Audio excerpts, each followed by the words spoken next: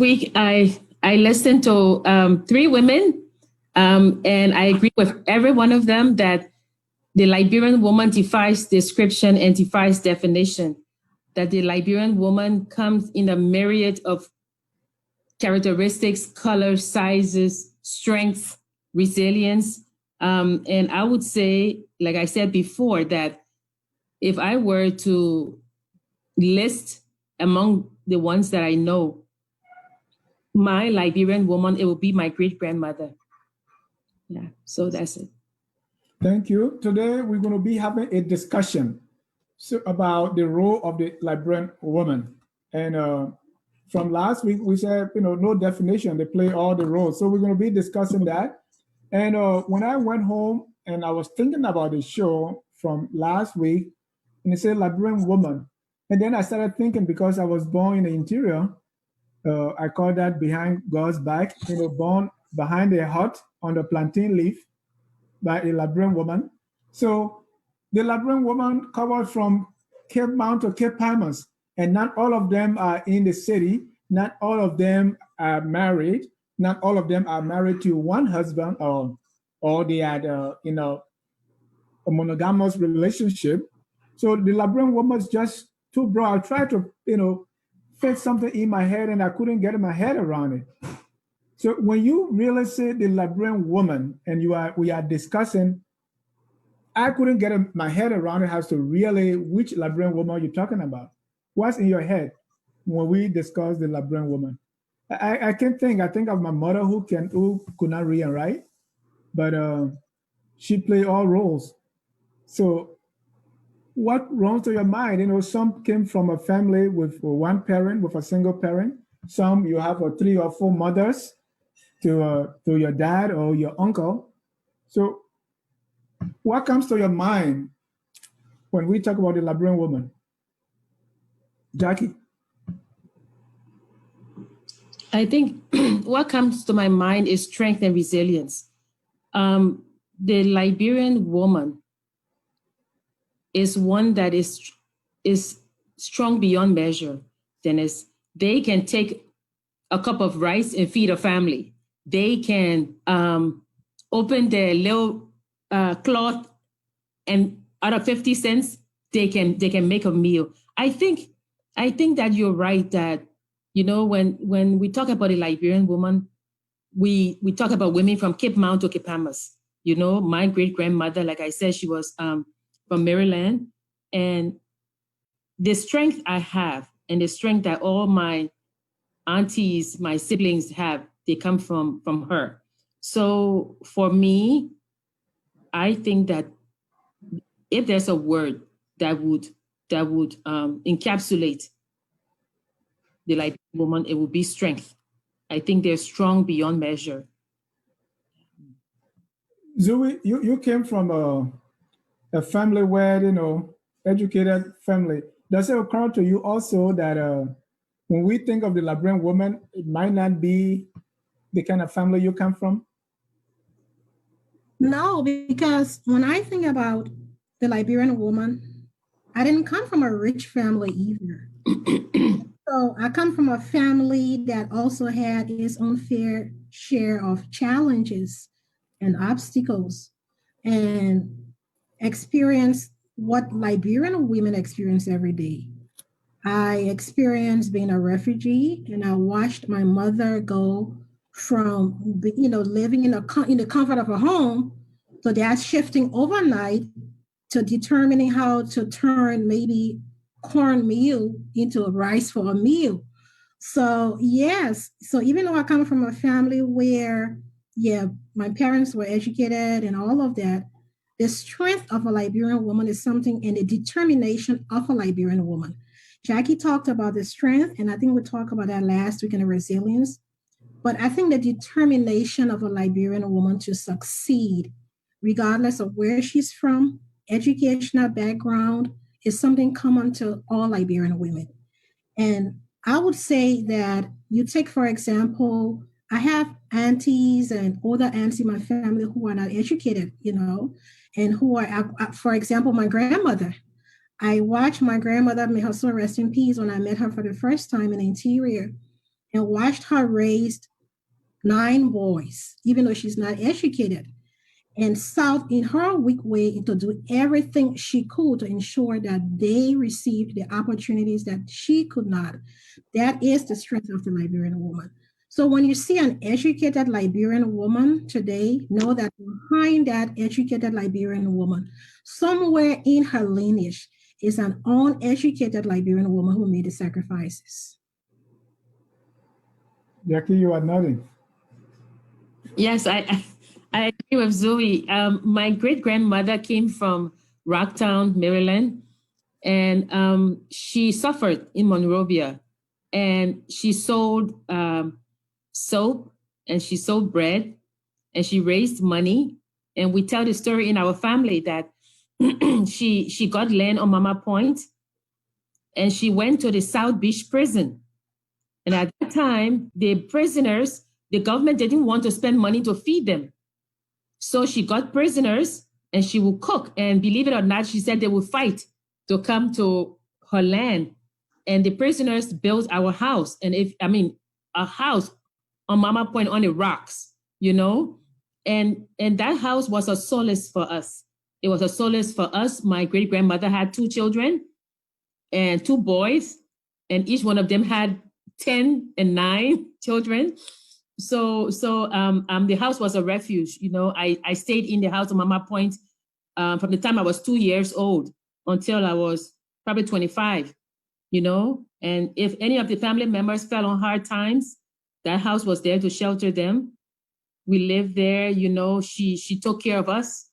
My great grandmother never remarried, but my great grandfather died. I call her the original feminist before there was feminism, you know. I remember that people would come to our door and they would knock, and she would open the door and they would say, "Hello, Ma, where's your man?" And my great grandmother was a very tall woman. She would stand up and she would say, "I'm the man and I'm the woman," you know. And so she reared strong women, you know, strong educated women. You know, like I said the last time, she taught us how to exhale smoke and breathe fire. Yeah. So when I think of of everything I am, I owe to my great grandmother. Yeah. So yeah, she was a remarkable woman, you know. And like Zoe was saying, in our family, we had educated people. My great grandmother stopped in 3rd grade, you know. But I mean, everything I am today, everything, any one of us in our family, we owe it to her. So yeah, resilience and strength. Yeah. Ladies and gentlemen, if you are just joining us, this is our discussion on the Liberian women. And I have Zoe Neal and Jackie Sire. We are in a discussion. So let's go to the role of the Liberian woman. And I will start, you know, because I saw my mother, I was born, you know, and one reason I'm spoiled today because I'm her last born. My mother died when I was promoted to 12th grade. That was in 1988. And so, but what I saw her do is because you have your father who supposed to be the strong person, and that's the one everybody knows in the town, mainly as the go-to person.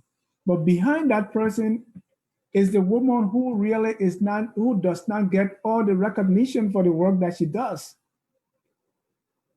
So I see that in the family, the woman, my mother was more involved with us than the father would do all that. But sometimes in the society we grew up in, it was not considered manly to really take all that care of the children. So all that rested upon the mother. And that's the role I saw her play. I saw her. We came home from the farm, and while everybody was doing everything else, she was cooking. And sometimes we ate dinner maybe by 8 o'clock p.m. because we came from the farm probably like 5, 6. And so sometimes I sit back and say, but where did she get all that strength from? We all came from the farm. Everybody should be tired. And that's the kind of role I saw her play in the family. I saw her as someone who will who talk a little bit more than my dad, And so she was the one who would force things out of you, who would keep a lengthy conversation to make you talk. My father didn't talk much. And then my mother would be the one who we thought she was an orator. She was the storyteller.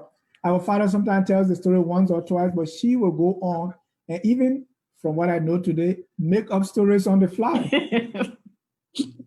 That's what I saw her do. So that's the open discussion. Let's discuss the role of the Liberian woman, starting with the family, and then we'll come to decision making in the family. Zoe, you go. The role of the Liberian woman.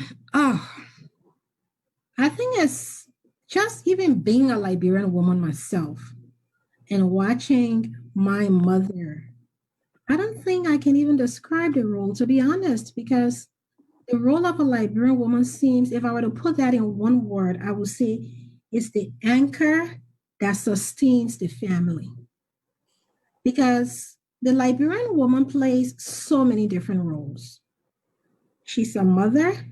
Look at our society. Even let's take it away from our own personal experience and just look at the society as a whole, in general.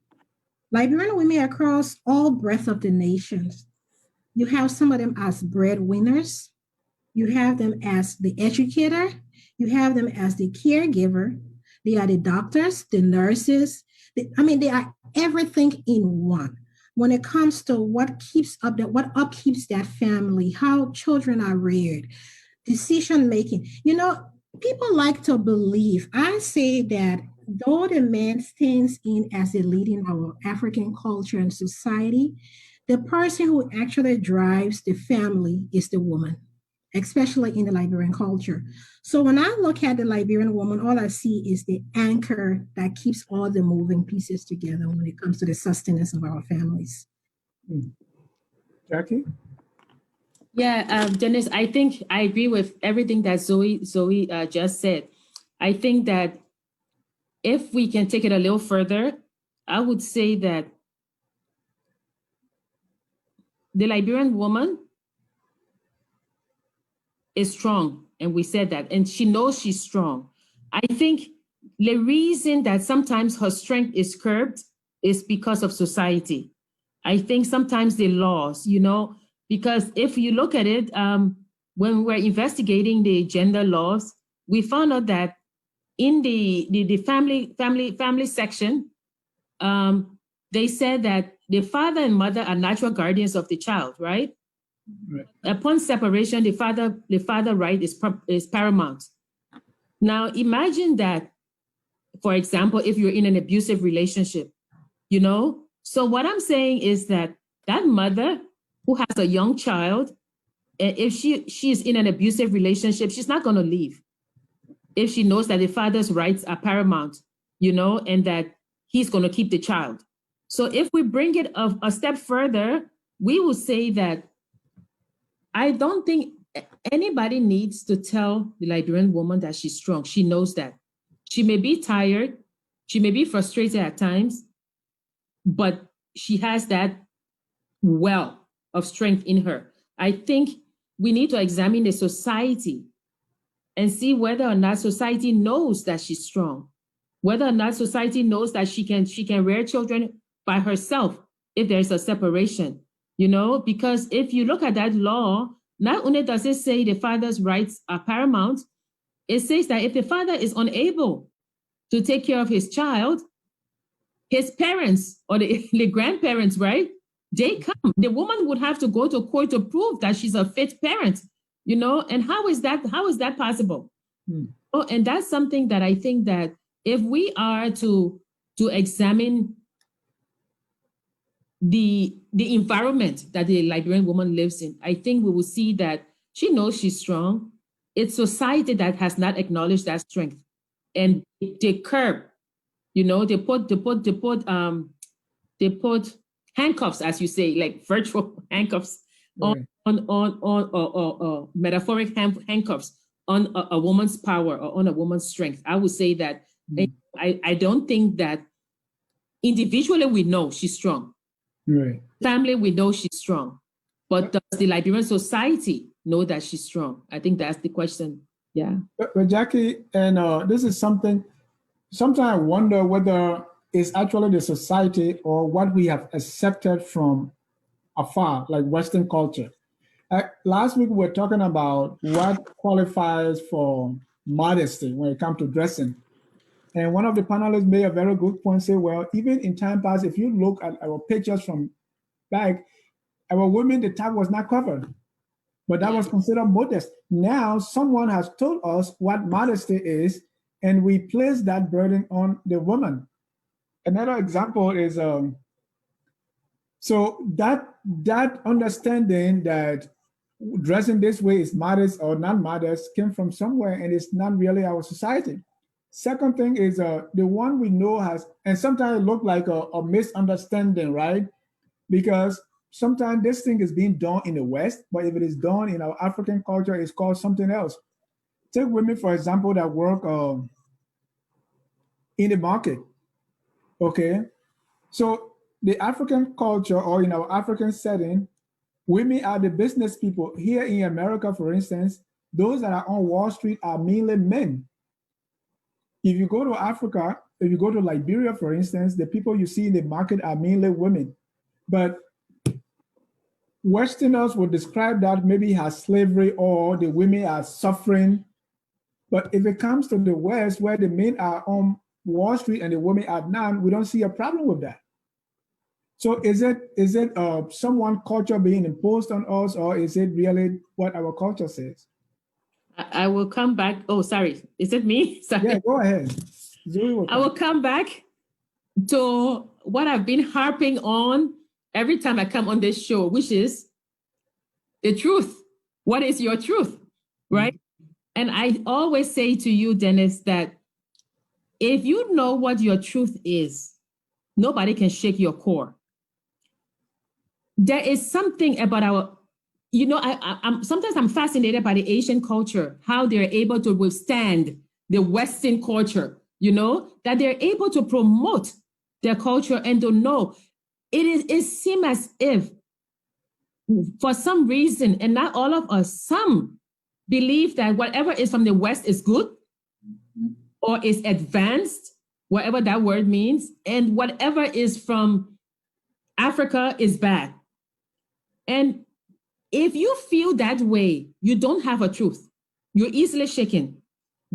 I say that because, I posted the other day about this woman who fought for the rights for women to drive cars in Saudi Arabia, right?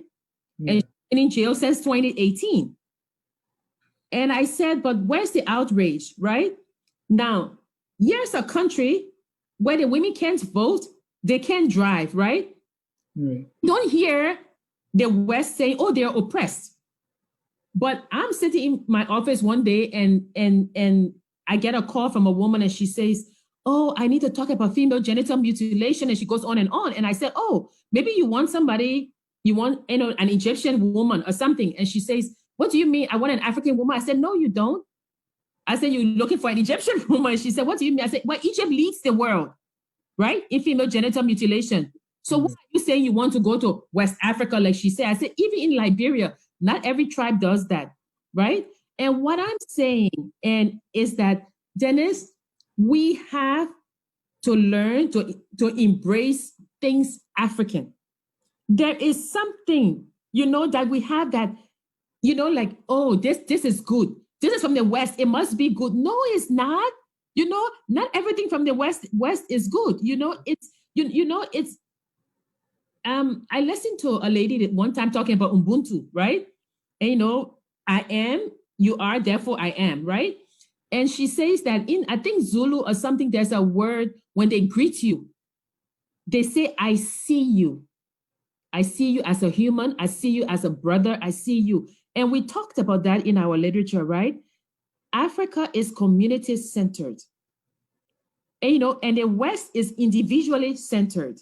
Right. There is nothing wrong with being community centered, but we always say, oh, this thing is not good until we hold what we know to be true. We will always be shaken by the wind. You always, and I feel like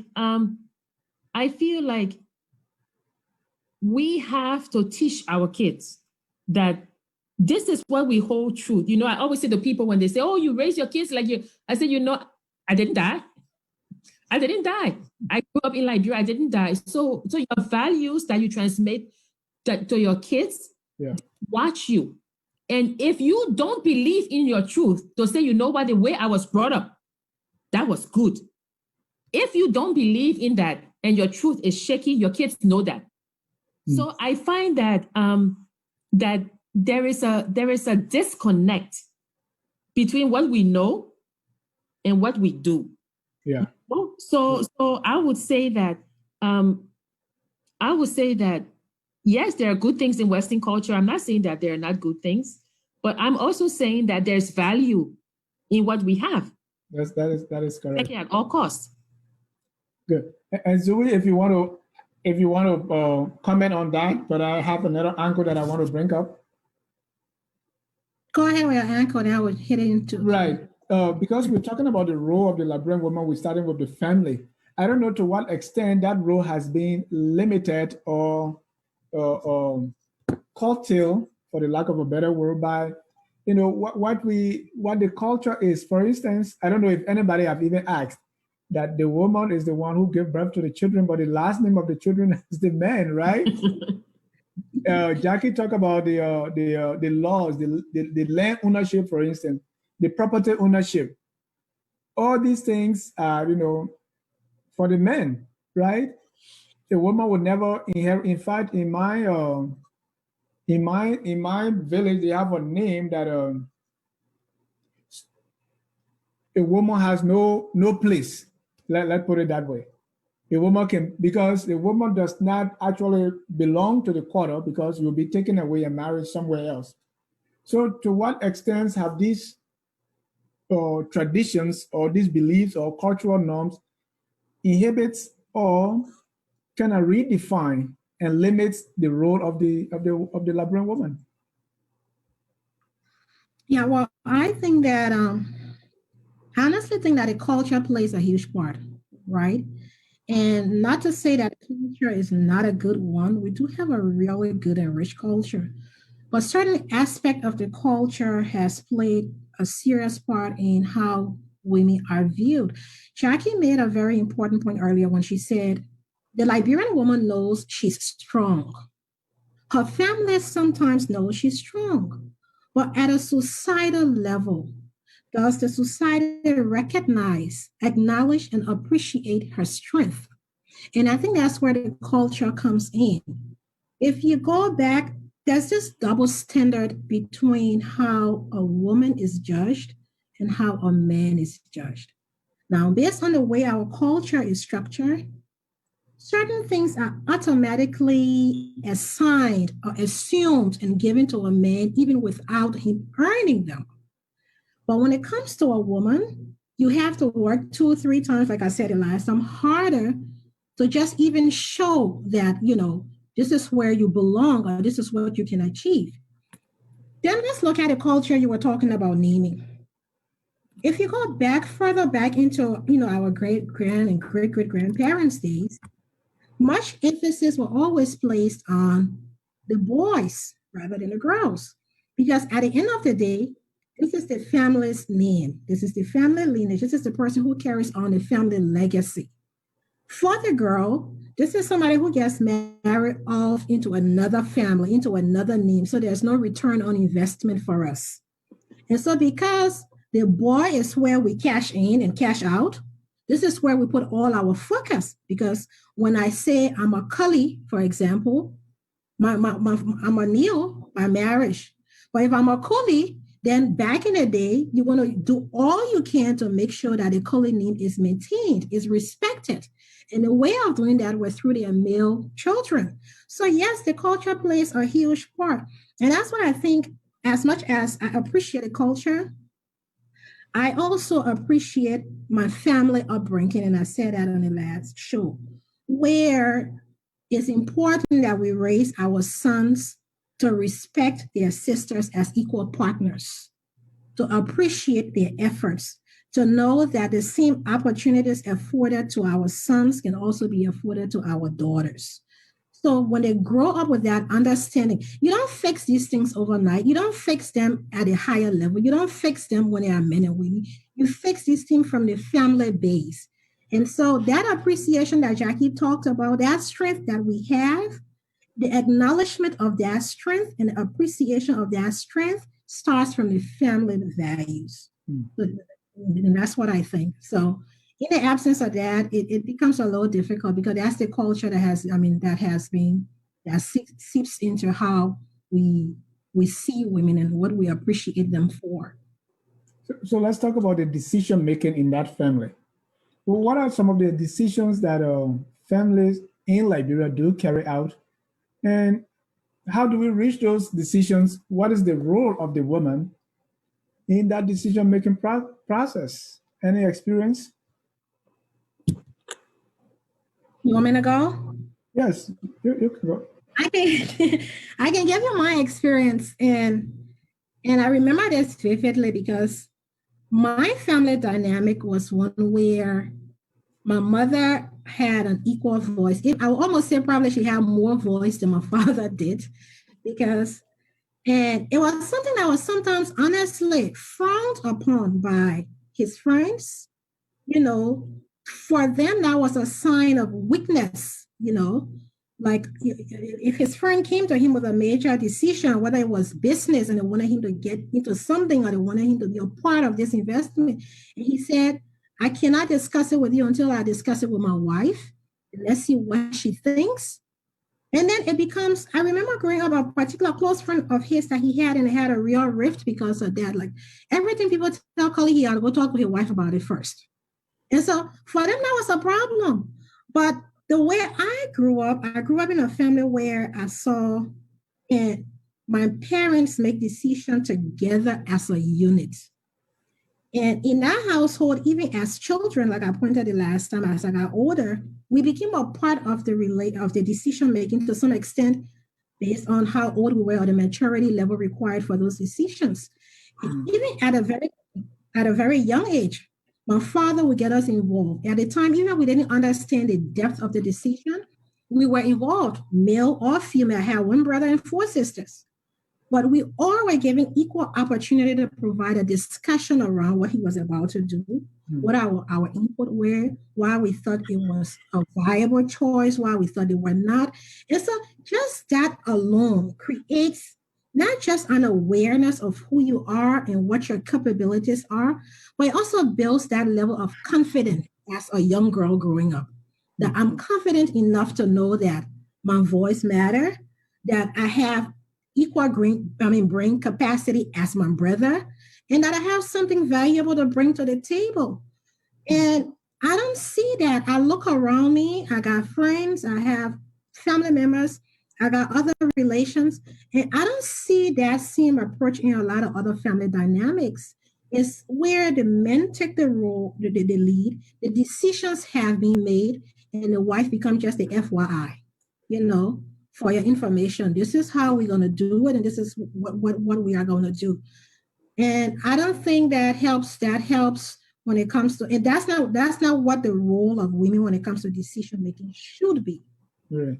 And you preempted, it looked like you were reading my mind because I was about to ask you whether your family was an outlier. And to some extent, I will see. I think they were, because there were things even when I was growing up in school that sometimes, like little kids together and you're discussing, different issues, even as a teenager, and you're talking, and then your friends go, your pa can let you do that, like that's a surprise. Oh, they will let you do that. Oh, you can be there. You can see it. So, so every time you say these things, it was a surprise for them because that was not the dynamics in most homes. When my father, on weekends, my father had time to help cook. On weekends were his days to cook. And my father was a very, very hardworking, busy man, but he dedicated every Saturday and Sunday was his time in the kitchen. We used to call it his time in the kitchen. One thing about that thing was when it was his time to cook, we had to make sure we cooked dry rice 8 in the morning and were full to the limit because he would be cooking from 8 in the morning to 6 p.m. all day. Slow cook. But, I'm just saying those little things. And so everywhere we lived, that was not something that was At one point in time, I remember a friend of my mother asked her to show her what kind of medicine she was making that was working on him so she could try it with her husband. You know, what you did to him, let me know so I can go try.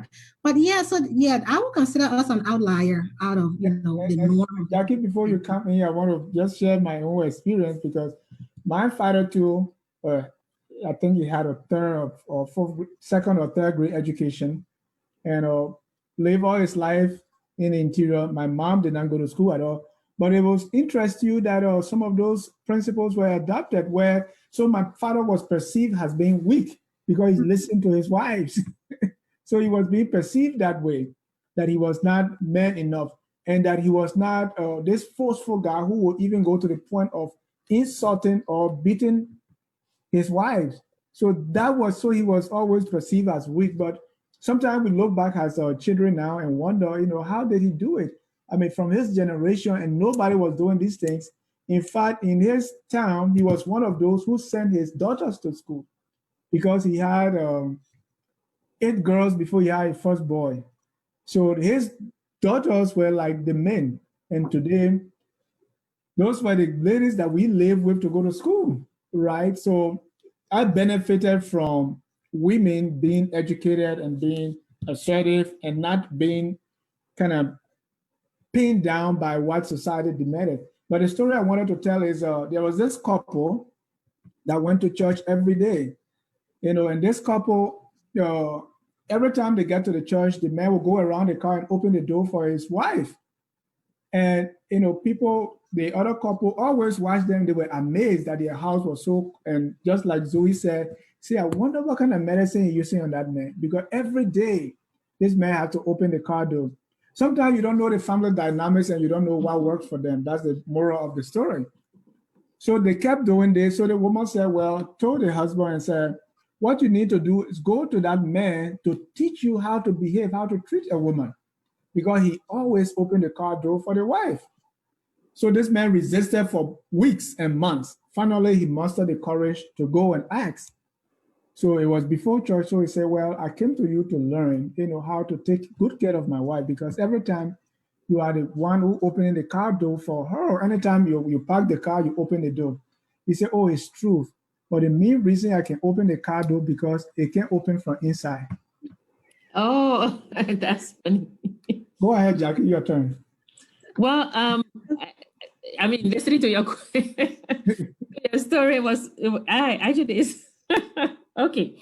So let's kind of move out since we're talking about power. And I think that many people equate power with brute strength, and that's not necessarily true.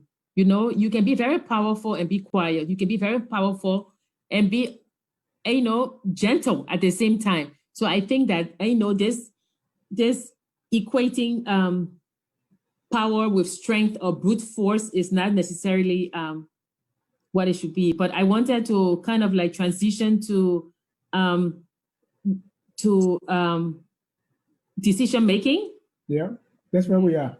Yeah, decision making in the government or in the family. Started with the family, so you can make your comment on decision making in the family before we move. Yeah, in the family, when my great grandmother father died, it was my great grandmother who made the decisions, and she would tell us sometimes what she's doing, and but more often than not, like I had said to you before, my great grandmother would sit in the living room and she would be talking, and I would come from the kitchen. I was like, who are you talking to?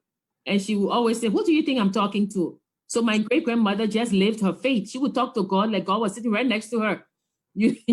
So that was when I always say that, faith for me is such a personal thing, that, I can talk to God just how my great grandmother used to speak to God, like he's right next to me. So that's one thing that I guess so. If you look at it, my great grandmother and God, they were the decision makers for our home. Mm-hmm. But moving it towards the Liberian society, like I had said before, I don't really think that the Liberian society,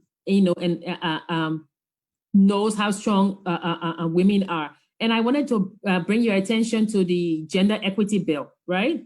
Mm. So the gender equity bill, when it was introduced, it was to be able to adhere, right, to all these agreements that Liberia had signed about gender equity.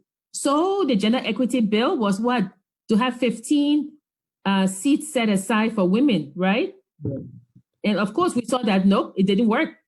They brought up things like, oh, it will cost too much money. You know, we have enough people already. So, of course, the gender equity bill didn't go through. What went through was the gender parity bill, which was instead of 15 women, it went to 7. And the 7, there were only 5 women. And then 1 seat was for the youth, and 1 seat was for the marginalized or disabled, right? So I guess I wanted for us to, does it make a difference, you know, to have more women in the legislature?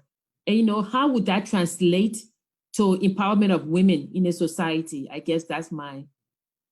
what. For me personally, I feel that first thing is equity for me, or equality. That our society, whether we do things equitably, being a gender or whatever, or is it just fair in all aspects? That's where I think my reservation lies most, is to what extent are we, doing these things fairly? Even if we say we should have 5 women or 7 women, will we pick the right women?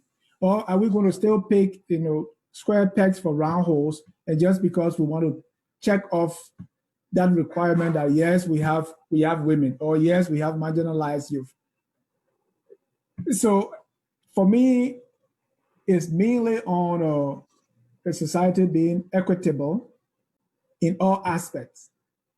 I don't know if that makes sense to the women. I mean, we have only 1 senator that's a woman, just 1. Yeah. I don't know how many, 30? Do we have? Yeah, senators right? are 30. We have Yeah, 30 senators, and you have 1. One. And so we should have yes, I think it will make a difference, but that difference should come if we select the right people, regardless they are men or women. But we should still have more women, because it brings balance to the discussion. It brings balance to the way people look at issues. But if we still use the same business as usual that we used to select the men, if we use that same standard to select women, it's not going to make any difference. Yeah, let me come in a little bit to answer, not really answer, but address, Jackie's question about making a difference. I think one thing that having the women represented, especially at the highest levels, having an equal representation of women and men, it broadens the perspective. So when you do that, a couple of things happens. It broadens this perspective. Creativity increases, innovation increases, the agenda expands, because where you have a group of men, the agenda sometimes falls short of issues that are of paramount need to women that they do not see as important. And so the agenda expands. And so when that happens, to me, I think it creates a more,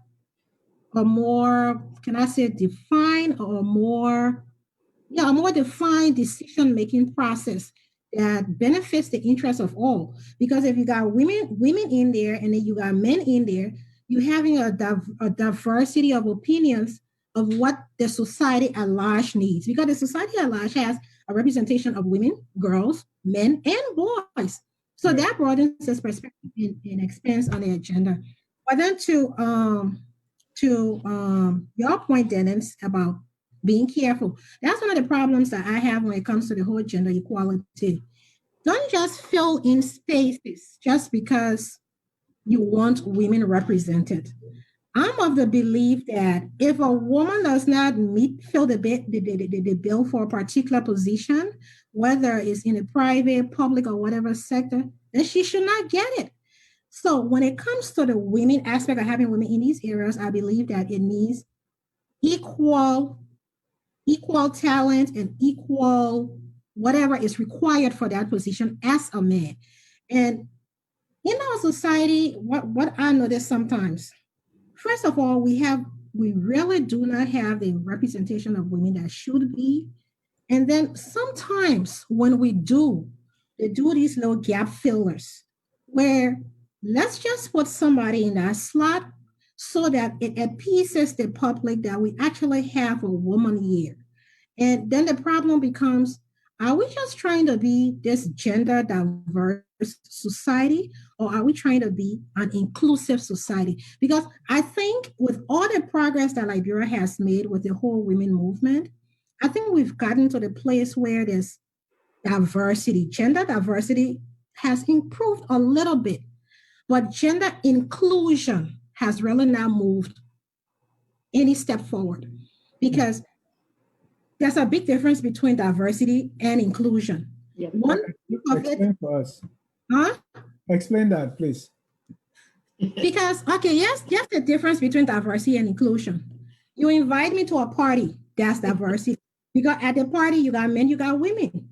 But I'm a spectator at the party. Until you asked me to dance, Yes. there's no inclusion.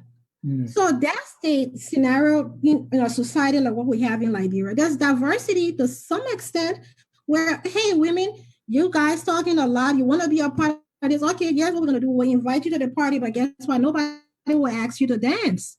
And so that's not inclusion. Inclusion comes about when these women that have been placed in these different positions, whether public, whether private, whether educational, wherever they are their voices heard? Are they a part of the decision-making process? And when they are a part of the decision-making process, are their opinions taken into account and affect the final decision that actually comes out of those, those meetings and those agenda? That's where inclusion is. So that's you can be diverse all you want, but in the absence of inclusion, it's just diversity and you're really not moving forward. And before Jackie come in, let me push you a little bit because this is what I hear from the women, right? You said, gender equality or gender inclusion should not just be any woman, just for the sake of that. Yeah. What I've heard repeatedly is we don't say the same thing when it comes to men. So right now, men are dominating. We are not saying, okay, if you want it to be men, it shouldn't be any kind of men. But when it comes to women, we try to put in that caveat. No. I'm not saying that. I'm only saying that because we're talking about women. I'm only saying that. But on a society as a whole, Liberia, period. If you're not qualified, period, you should not be there. So let me clarify that statement. I'm drawing a double standard between how you look at a woman in the same position. I'm saying it should be equal. If a man does not, and that's where my problem is because we assume, like I said in my earlier statement, we automatically assume that a man is competent, but then we require a woman to prove her competency. So I'm not saying that any measure should be any less or any more for one gender than the other. Jackie, you asked that question. Yeah. I mean, so we answer it very well. So I don't think I have anything to add. I would say that I totally agree with her. If you're having, and I'm not saying it's not the same for men, but we need competent women. We need qualified and competent women. We don't need, as she said, fillers just to come in and say, oh, there's a woman there. I'm reminded about a friend I have who was the senior legal counsel, right? He went to Afghanistan and the United Nations was having a meeting and the United Nations said, well, if the Afghan people are coming into the meeting, because they were talking about warring factions, you have to have equal amount of men and women. That's the UN rule. And they went back out, they brought their 10 women and they told them, sit down. And the women sat down and they never said a word, but women were there. And that's what she was saying about diversity, right? Diversity is being invited to the dance. Inclusion is being asked to dance. So that's it. I agree with Zoe in everything. I wanted to come now to the domestic violence bill, if we may. Yeah, sure. But before we get there, because we are talking about women in decision making. So before we get to the domestic violence, when we say women in decision making in government, in politics, in the larger society, what are some of those examples? that will look at, say, yeah, women are involved in the decision making? Is it at, judicial level? Is it in ministries? Is it in the church? What are we talking about here? Give me some examples. Jackie, let's start. I think that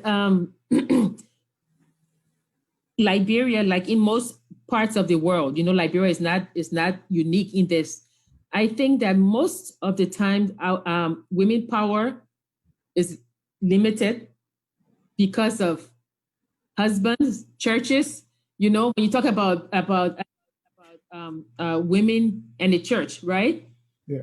I mean, when it comes to fundraising, they like to call on women. Oh no, a woman has to fundraise.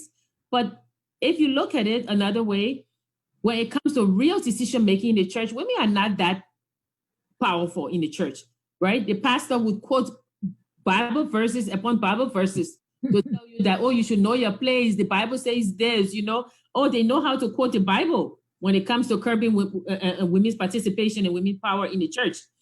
The same thing can be said for the ministries. The same thing can be said for the legislative side. For the ministries, I think that sometimes when I go home, I see women. Don't get me wrong. Women are extremely strong, but sometimes they come in with such deference. They come in like they're almost afraid to come in, like they don't want to occupy the seat or they sit at the edge of the seat. Occupy your seat. Don't come in like you don't belong there. And I tell my kids like that all the time. I see, and I always say, like we say in the gender group I'm in, don't make a man feel comfortable if he's making you feel uncomfortable. That is not your place. You're not supposed to set yourself on fire to keep somebody else warm, right? Mm-hmm. But a lot of the time, our women are programmed to be so polite, right? Come in like, excuse me, so timid. And, instead of exerting their power, I'm not saying that a woman needs to be aggressive, far from it, but you must also take pride in yourself and your being to say, I belong here as well. If you're a minister and you're going to set the agenda, set the agenda. If you're a deputy minister, set the agenda. But too often, Dennis, the problem is that some of our women in these positions cannot exert themselves because their power is dependent on another person giving them that power. And because they don't want to make that person feel bad, or they don't want to agitate that person, they will do their bidding. So when you come to decision making, yes, there are some women that are very powerful in Liberia, right? But then there are also some women, like we talk about competence, who are there not because of competence or because of qualifications. They were put there. And those women, they cannot make decisions. The only decisions they can make is a reflection of the person behind, the person who tells them to do these things. So I think that when we talk about decision making, there are some women who make decisions and let the chips fall where they may. There are women who would follow the husband's advice on making decisions. There are women in government who cannot make decisions because they were not put there through any qualification or competence of their own. So there are different types of exertion of power in Liberia, as I see it. And Zoe, before you come in, I don't know to what extent any of you have attended these functions, either on the county association in the diaspora, high school, and different things, right? If you go to some of these functions, the women sometimes don't take part in the in that what we call the business meeting because they are busy cooking and getting ready for the dance, at night so that they can decorate the place. And because some of the women take so much pride in that, that's what they look forward to. That's what they do best, and that's what mainly they are there for. And sometimes they have the grand march, and Liberian women are very colorful, when it comes to these things. And so, to your point, I see that even in the diaspora, where people are in the new world and they're probably supposed to be free from some of those cultural norms. Zoe, is that your experience as well, watching some of the women going to these functions and just concentrating on the cooking and the decoration? Oh, yes. But I think that's a greater question to that, and between what you and Jackie talked about. I think the greater question to that is, Is it that they are just comfortable, being in the background, or is it a lack of confidence that keep them in the background? And if a lack of confidence is keeping them in the background, then the bigger question becomes, how has our society shaped the approach of women in a way that keeps them where they are?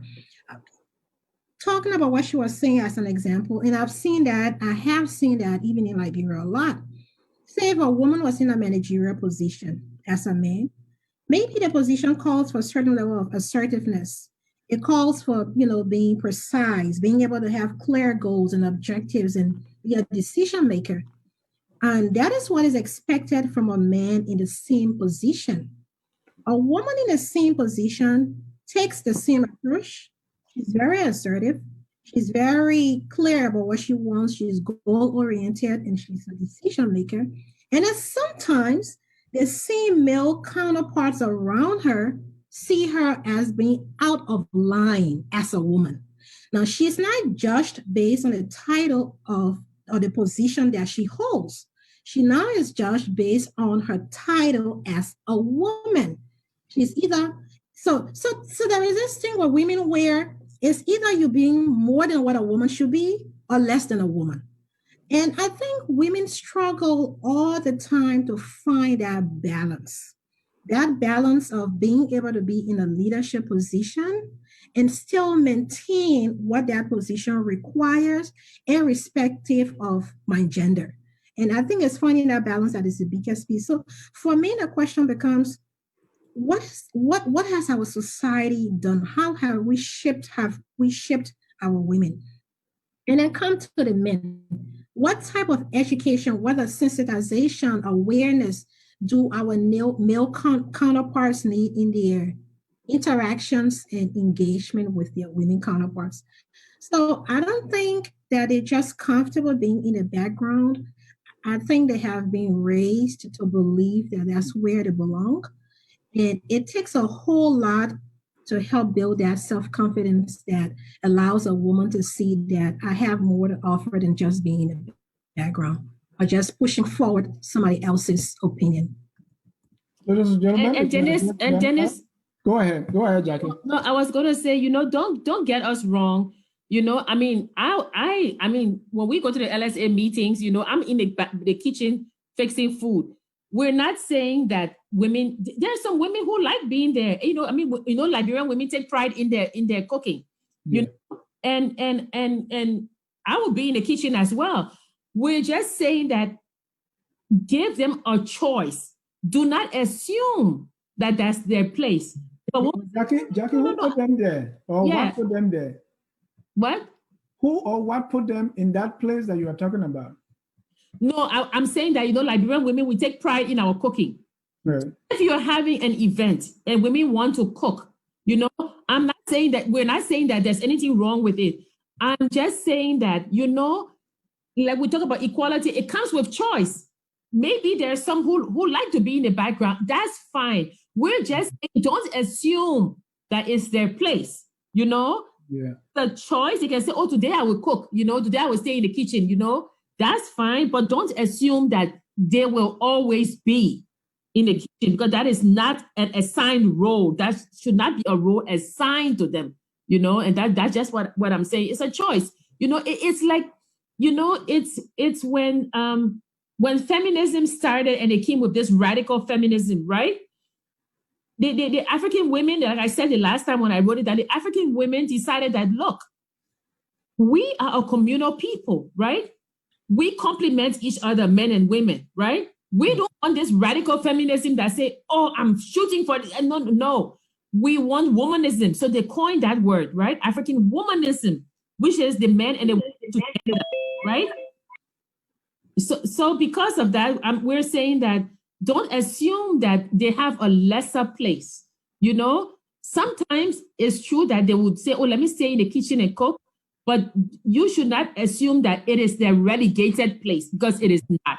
That's all Thank you. We're going to open the phone line so that others join the conversation within the few minutes we have left. This is focused on Liberia. We are discussing the Liberian woman, especially the role in the family and the greater society. So, Jackie, before you go to the point you were talking about, we want to see now, how do we get women involved to play a more leading role in the decision making, both in the family and also in the larger society, being in politics, in the church? Before the pastor say, a woman should learn in silence. So what can we do to bring up more women to be involved in the decision making? And if you are just joining or want to take part in the conversation, please call the number that is on the screen. We're going to put that number on the screen. If you have been following us, you know our conference call number already. That's 605-313-6004. The code is 791-403#. So what can we do? How do we get women involved in more decision making? Increase the participation in the legislature, appoint more women to ministry, have more women pastors and ministers. What do we do? So you want to take that? I can take a stab at that.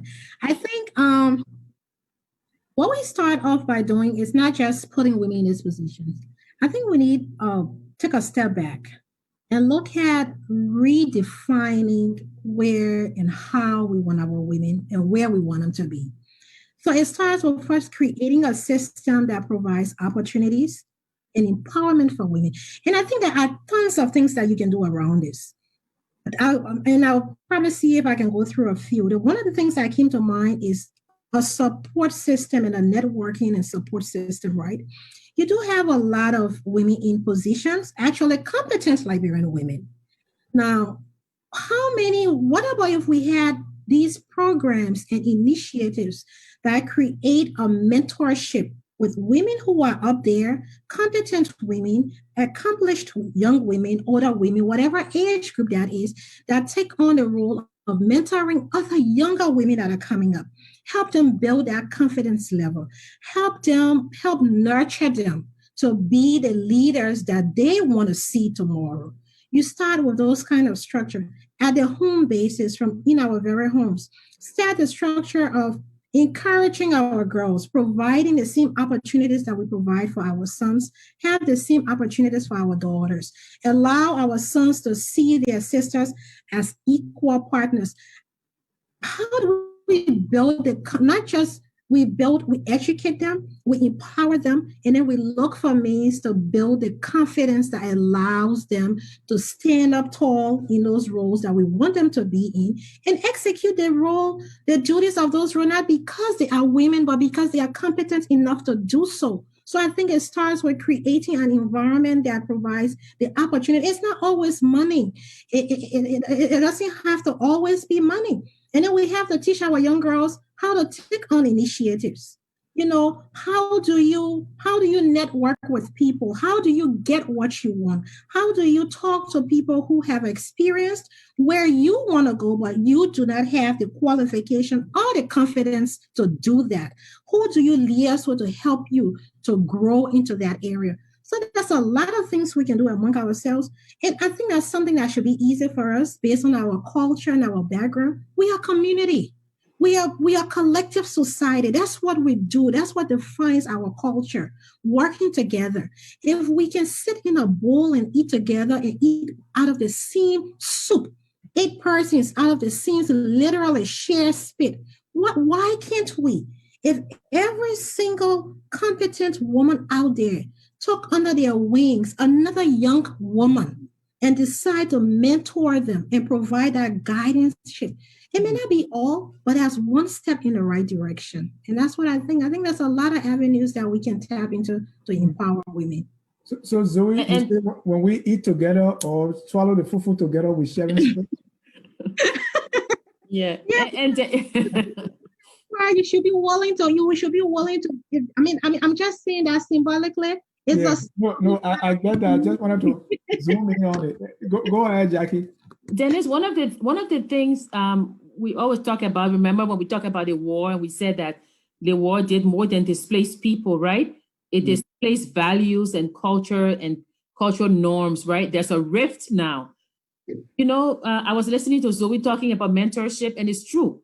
We need competent women in government to mentor. but we also need our traditional women. We Mhm. need them to also mentor young girls. You know, I mean, I tell people that everything I learned about life, I learned it from my great grandmother.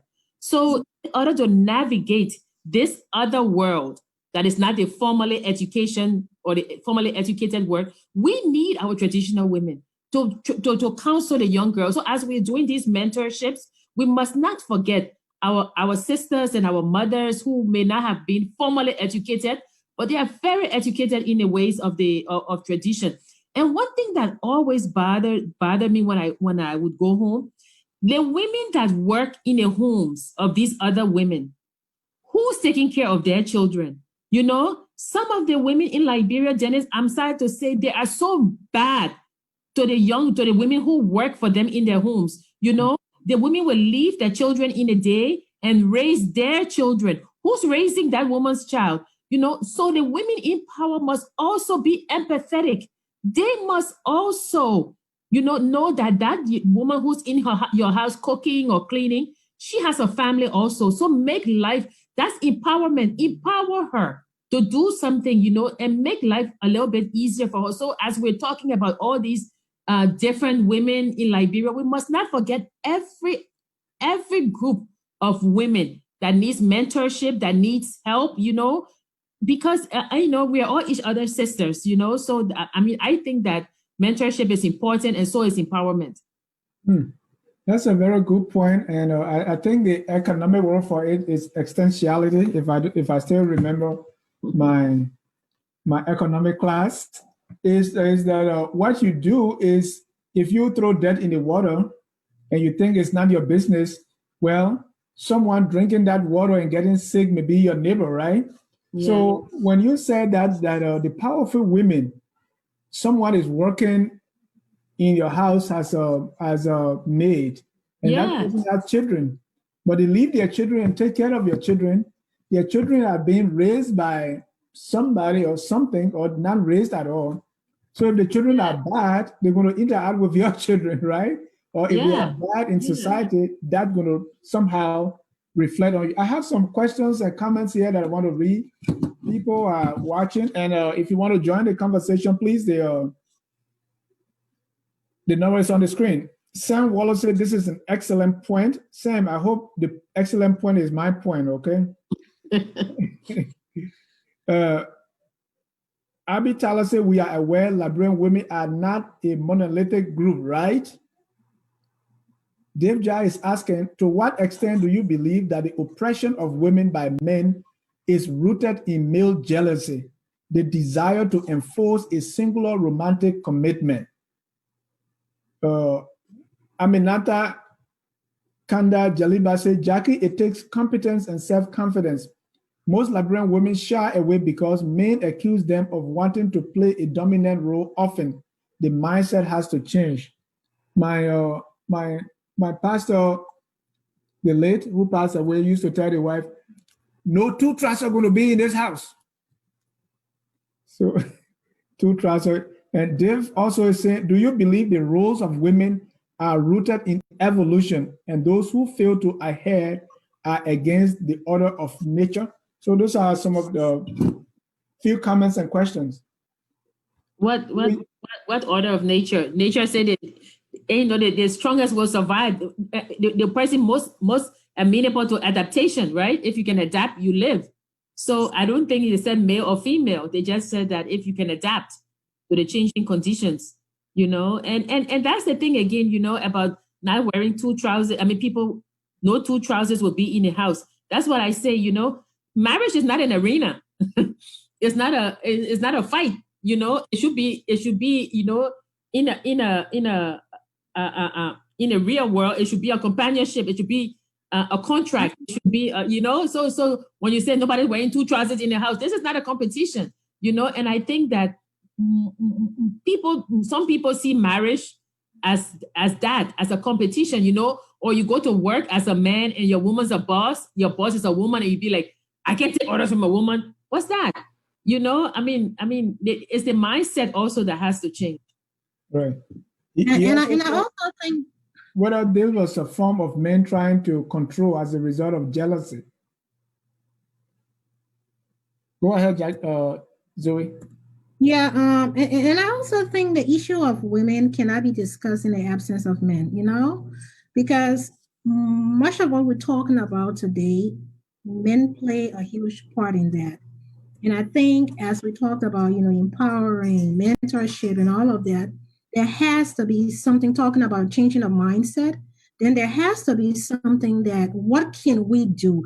How do we allow our brothers, our fathers, the men within our society understand and see and acknowledge, that partnership role that women are supposed to play?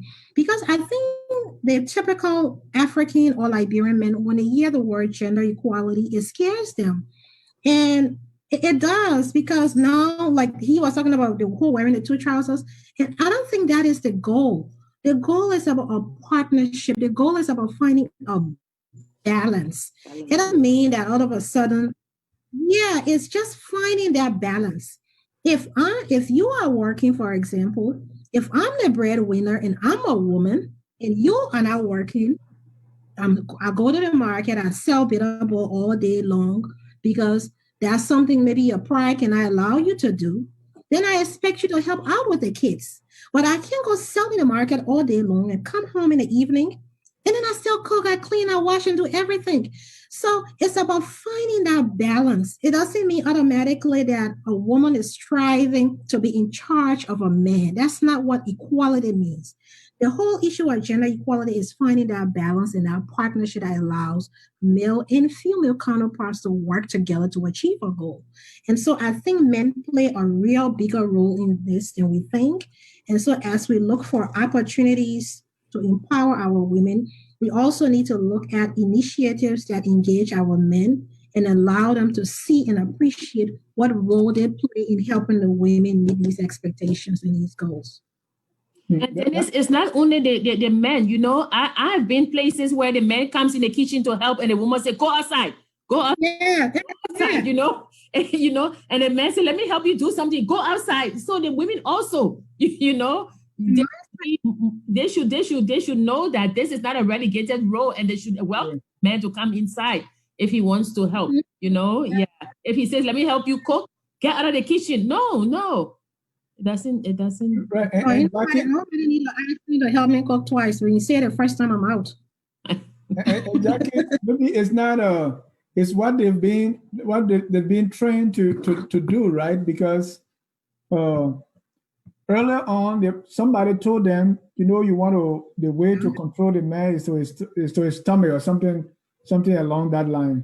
And so I used to have my late uncle in Greenville was a police captain.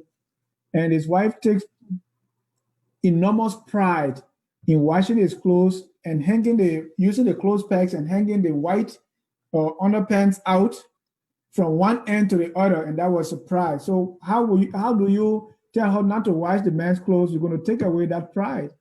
And same with the cooking. Dennis, we're not saying don't wash. You look. It's like this, eh? Let's say a husband and wife, right? And the wife says to the husband, oh, I'm going down to the water side. I'm going to do grocery shopping, right? Right. He wants to inform him, right? In case something happens, he knows where she is, right? That's partnership. Now, if you say to the husband, honey, may I please go down water side? There's a problem because you're asking permission. Do you understand? You can inform him. That's a partnership. Asking permission gives him the upper role. That's not a partnership. That is a subordinate role you're playing. So what I'm saying is that there's nothing wrong with washing his clothes. There's nothing wrong with taking pride in how your husband looks. All I'm saying is that it's a choice, but also he must know that this is not your domain. This is not, Jackie is not here to wash my clothes. Jackie chooses to wash it today because, it's dirty and she sees I'm busy, and, so she can wash it. But it should not be a daily occurrence. Do you see, Dennis? Yeah. And here, this is where, because I was born and raised in the church, this is where maybe there is a clash right there, or Jackie. What we learn in the church is wives submit to your husband. That's the only power verse you know, huh?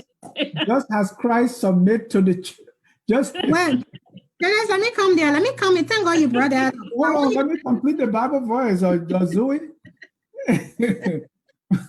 Wives, submit to your own husbands, right? So whenever you don't want to submit or you don't want to do what the man tells you, that is an affront to the Bible, don't you think? Okay, let me ask you a question. I will answer your question with a question. The same Bible assign roles, right? Yeah. So if we want to use the Bible for, as a static, that thing as a static thing to our society today, the same Bible also assign a role to the man. And the Bible commended a man to be the breadwinner for his household. Many households in Liberia are being sponsored and supported by women. Don't you think that's also against the order that God gave a man to be the breadwinner for his household? So that's where the balance come in. So because circumstances has shifted, where roles have changed, there has to be a balance. So if you want to tell me the Bible says submit, and your idea of submission is a subtle version of slavery to some extent, because that's how I see what other people see as submission, then what happened to your role that has been assigned to you? Yeah.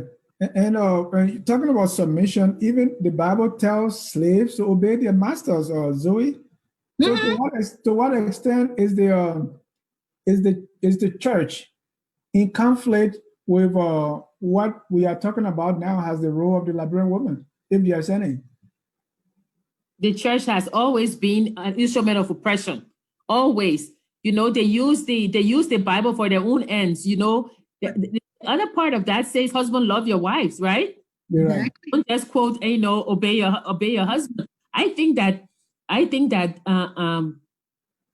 pastors and religious leaders now, they are more bent on keeping women in what they see as the role assigned to them by God, and not encouraging women and men to work together in a partnership. I think that if you look at instruments of oppression for women, the church is very high on of the ladder. And Jackie, if you look at it the other way, I was talking to some people, because that Bible verse is being used a lot. Women, submit to your husbands, and they say, husband, love your wives. And if you critically look at it, the way the Bible defines love, that commandment or that role is even more. It has more things, but we probably take it lightly, because love, the way the Bible describes it, meaning you love the person is unconditionally. So even if they don't submit, you should still love. Even if they don't cook, you should still love, because love, God's love God does not love us because we love him back, right? So it is the same kind of love that the Bible describes. Don't let me preach now. So when the Bible says love your wives, it means love them unconditionally. Go above and beyond for them the same way you love yourself. So if you will not enslave yourself, don't enslave your wife. If you will not insult yourself, don't insult your wife. If you will not work until every bone, every fiber of energy in your body fills out, do not do that to the women. So the role of the man in loving has even more weight than the submit that most of the pastors run to, or most of the church folks run to, so as to abuse, underclass, enslave, and outright or suffer the women. That's my view, and I'm preaching Bible here. Well, I think you read it later out, because apparently you thought about what I was going to say. You jump ahead of me, but you really did lay it out, because I think that Bible verse often it stops right there. Wife, submit to your husband, and they do not go beyond that. They take that little portion and they use that. And I agree with you 100%, Dennis, because if love supersedes all, then if you are a Christian, and you claim that your relationship with your wife is based on the Bible and the issue of submission, then you should also take into account the issue of love that was commended to you, and that supersedes everything. Exactly. So yeah, every interaction with your wife will be based on what you would do to yourself. How do you see yourself? And if you look at that, and a lot of things that we do today, we will not do them because then it contradicts the commandment that was given to you as the head of the household. Jackie, you have one final point, and then we can close the broadcast. You wanted to bring about the gender bill. We're talking about decision making, and I was talking about the domestic violence bill, and I said that well, the domestic violence bill was passed, right? It took several attempts before it was passed, but they didn't criminalize FGM, you know. So it's funny, but then again, it's about what 69 men in the Senate. No, 29 men in the Senate. So again, we're talking about the regulation of women's bodies by men, you know, that they had to vote on a domestic violence bill. But I would say that it is very difficult, because if you're talking about senators and senators with wives, and you're saying, okay, if you do this to a woman or to a man, it does not necessarily be a woman, you go to jail or this. It took them so long to pass the bill. So I'm just saying that women lack power in a greater Liberian society and in the legislature. But Jackie, having more women does not necessarily mean that the women are going to vote for it, because I have heard a lot of women complain that other women will fight them, right? Or other women will not support them. Most of the and the last time we talked about some examples of what goes on social media. Sometimes the most insult other women can get come from other women, right? The one who shared the nudity of a woman, maybe 90% of that will be other women.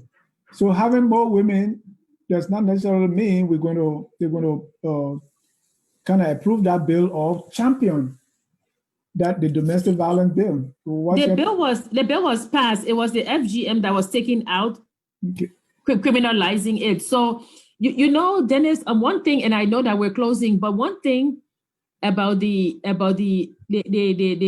Sandy society and the poorer society, right? And people always say, oh, but how can you know, in Egypt, right? In Egypt and other places, right? They're cutting the FGM portion, right?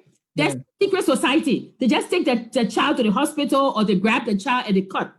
That's no secret society. In Liberia, FGM is part of a secret society, right? And a secret society teaches tradition, medicine, how to conduct yourself. So it's almost like a traditional finishing school, right?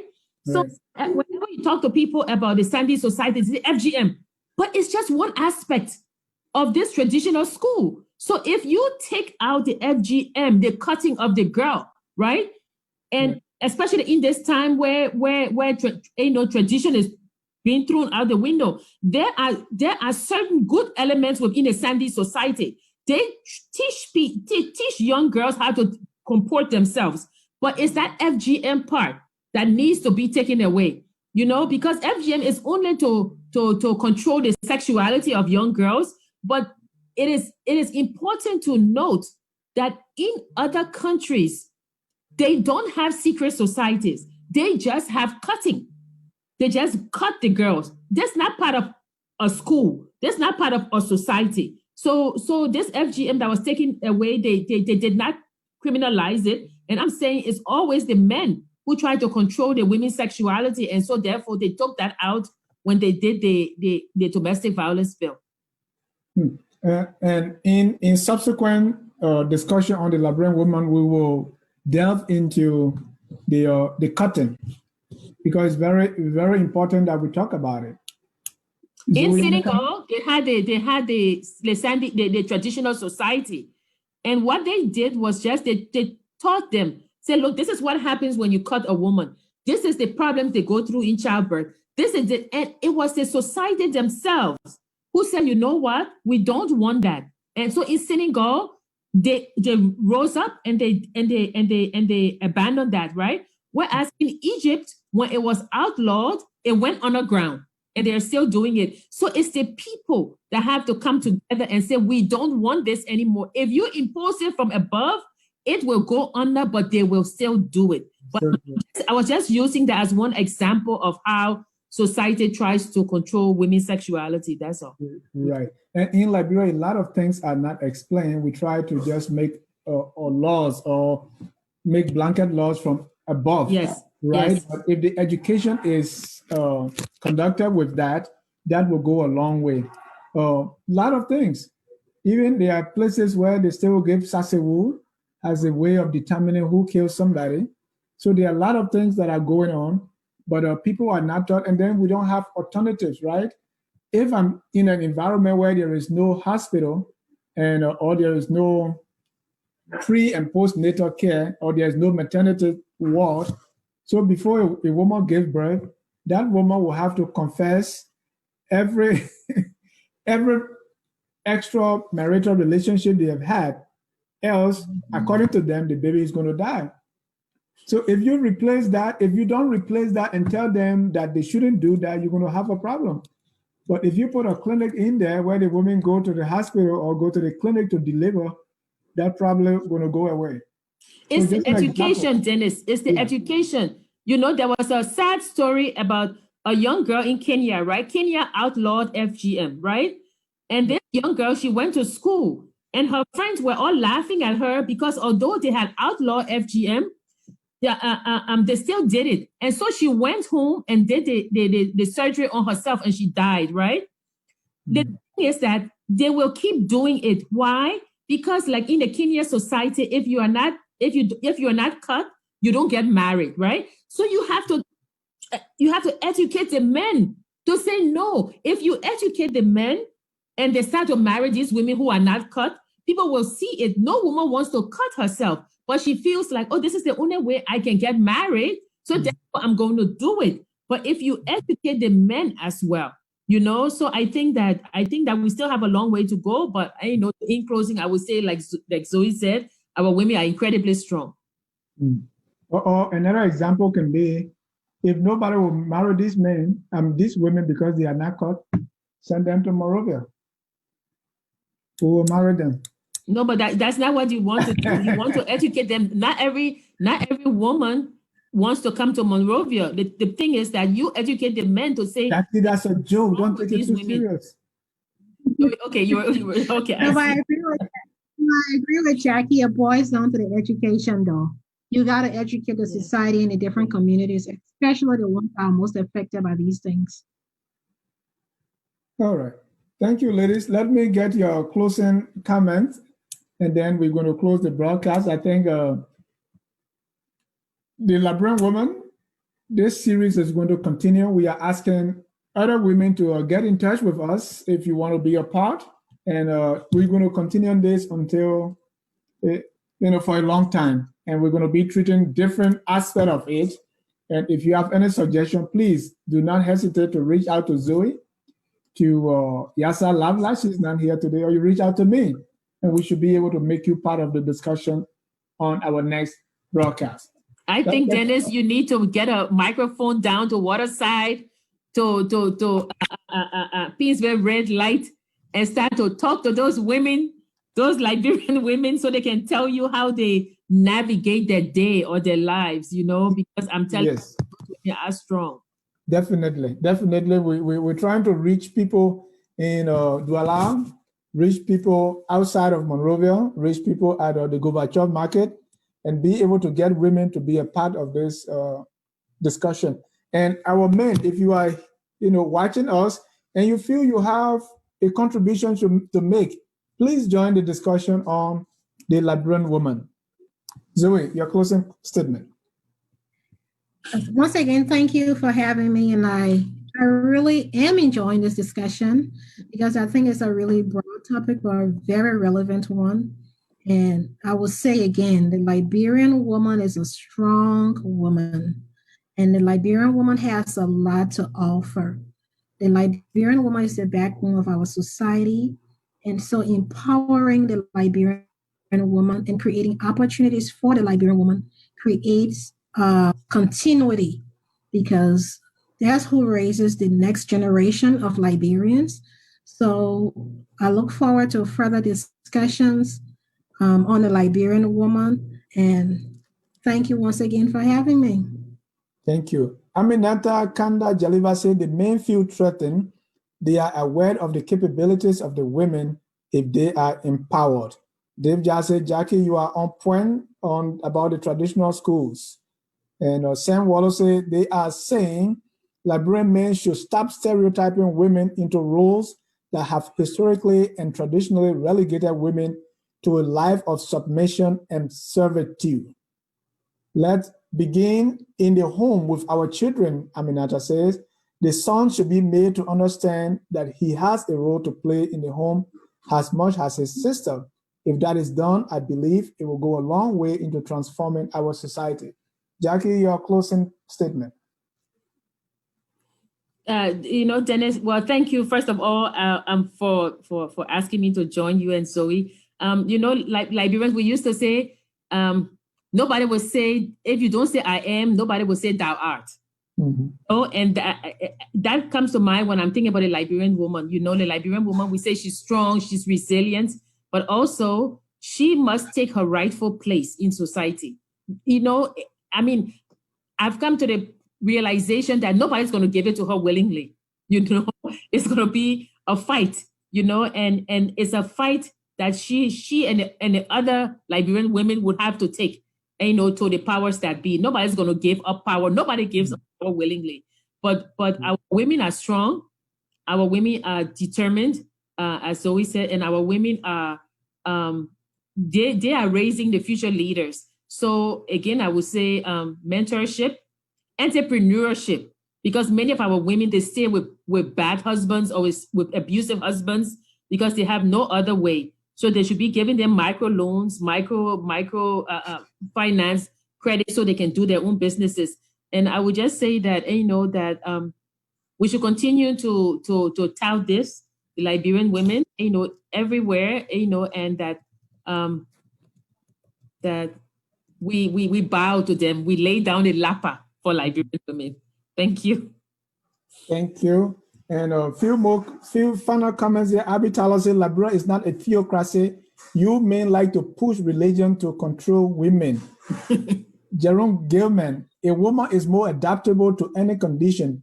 In search, the woman wins. Our religion and religious beliefs are major parts of this mindset. And talking about the women, and there's a short story called Having All My Children by One Man. There was this girl, and I shared the story with Jackie. So if you Google online, there's this story I wrote, a short story. I'm still working on it. It will be published soon. But this girl wanted to have all her children by one man because that's what she was told. So whether the man was a good man, she was determined to have all the children by one man. And that's what she did. And the man still left. So Google that story and look for Having All My Children by One Man by Dennis Jai and see how that plays out to the mindset we're talking about, because there are certain things you grow up with, you are conditioned to believe, and no matter what happens, you still want to live. I want to thank you all for the discussion. We don't know exactly when the next one will be, but it's definitely going to come, and we're going to get to you all so that we can have our next discussion on the Liberian woman. Tonight, we discussed the role in the family and the greater society. We will also, in our subsequent edition, talk about the challenges and what we can do to overcome those challenges in all sectors of our society. We want to thank those in the background that are controlling this thing, that are making all the technology and everything to work well. I want to thank all our viewers, those who are commenting and asking questions, and even those who are going to watch the broadcast later. Keep your dial set here at Focus on Liberia, where we discuss all aspects of our society. We are not limited to politics, to entertainment, to education, to comedy, everything else. We discuss everything. So keep it here. Focus on Liberia, where we educate, we elevate, and promote all things Liberia. Until then, on behalf of Focus on Liberia, my name is Dennis Jackson. Thank you so much for watching. And before you go, we're going to play our closing song, which says, we are all Liberian. Whether you are a womanist or a feminist, whether you believe that women should submit to their husbands, to their own husbands, or not, or you believe that our religion make us to be a little bit more passive and overly submissive, or if you believe the men are placing the women in a backseat role or the women themselves doing it, no matter what your beliefs are, we are all Liberians and we must do whatever it takes to make Liberia that glorious land of liberty. Good night and God bless you. We are Liberians. Liberia is our home. Liberian people.